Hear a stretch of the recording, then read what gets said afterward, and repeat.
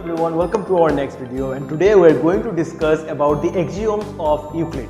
So this is chapter 5 of General Mathematics of class 9, and here we have some axioms and some postulates. So today we are going to study about the 7 postulates that Euclid proposed, and without wasting much time, let's get started.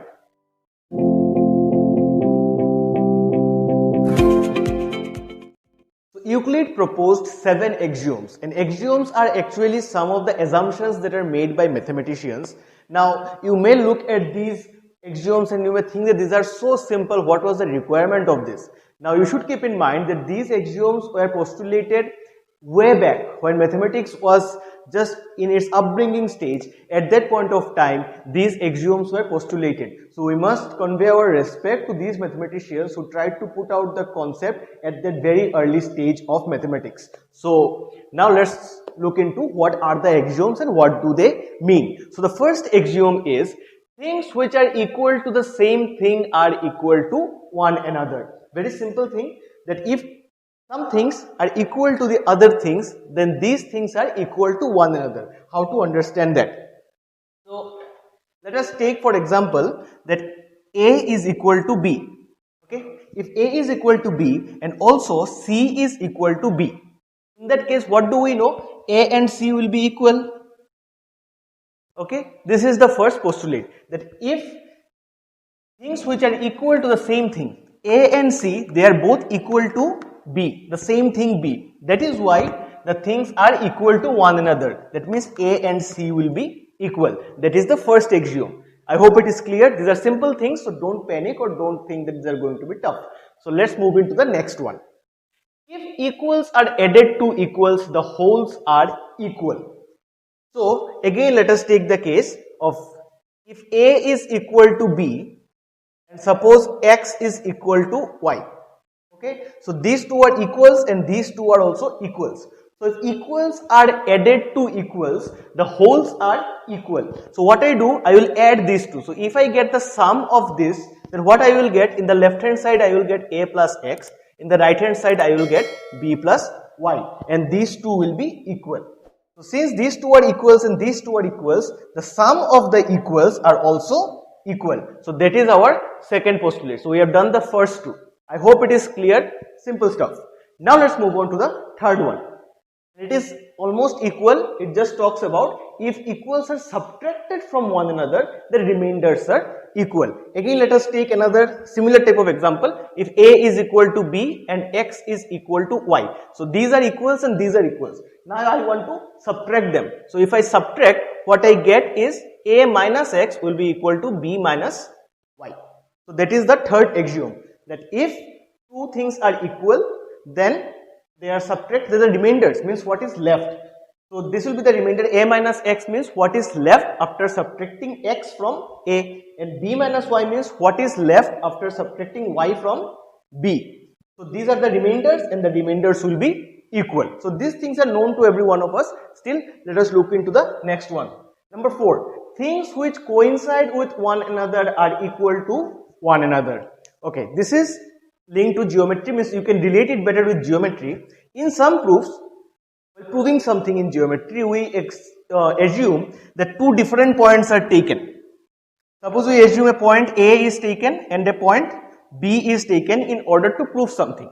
And at the end of the proof, you will find that we are saying that A and B are the same points. So that is how we sometimes end up with a proof. So when we say A and B are the same points, means A and B must be one common point where this A and B are same and this extra point does not exist. That is how we do some proofs. That means A and B are coinciding with each other. That's why they are the same point. That means they are equal. Okay. Another very important common example in this case of coinciding point or things or points, whatever it is, congruency of triangles. What we say, suppose we have a triangle ABC and we have a triangle PQY. PQR. Now we will say that if ABC and PQR are congruent, that means we can superimpose them. Superimposition means if you take PQR and place it over ABC, they will exactly match. That is when we say ABC and PQR are congruent triangles. So this means that ABC and PQR are coinciding with each other. They can sit over one another and match exactly. So that is when we call they are coincident. So if they are coincident, obviously they will be equal, because congruency effectively means equal. If we say two triangles are congruent, that means these two triangles are equal. So here, if this triangle is congruent with this triangle and I can place this over ABC and they exactly match, that means these two triangles are equal. That's why it is said the things which coincide with one another are equal to one another. So since ABC and PQR will coincide over one another, they will be called equals. So number 3 and 4 are done. Now let's move on to number 5. What 5 says is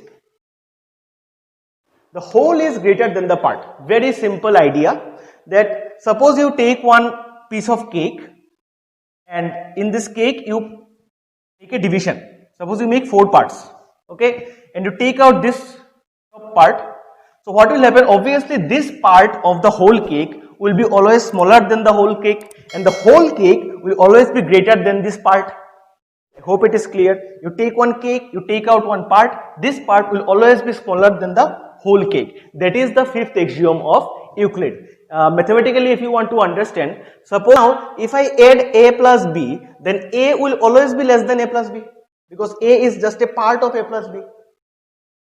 Okay. Then suppose we have then B will happen. What will happen to B? B will also be less than A plus B. Okay. So this is the whole thing. This is the whole thing, and this is a part.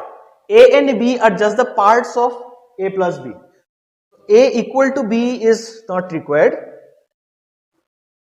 In A plus B, A is always less than A plus B, and in A plus B, B is also always less than A plus B. So the whole is always greater than the part.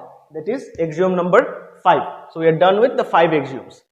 Now 6 and 7 are almost equal to the first axiom. So what do they say? Things which are double of the same things are equal to one another.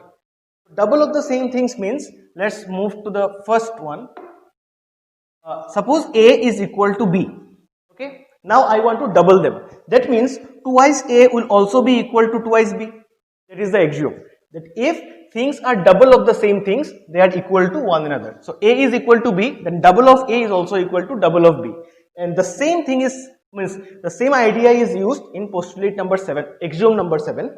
The things which are halves of the same thing are equal to one another. So if A is equal to B, then half of A will equal to half of B. So this is also true. So these are the 7 axioms that Euclid had proposed. In our next video, we will discuss about the 5 postulates that Euclid had devised, and we will discuss about that. I hope this video was clear, and don't be panicked, because this is a simple chapter, and we will also be solving the exercise of chapter 5. So thank you everyone for watching, and until the next video, cheers.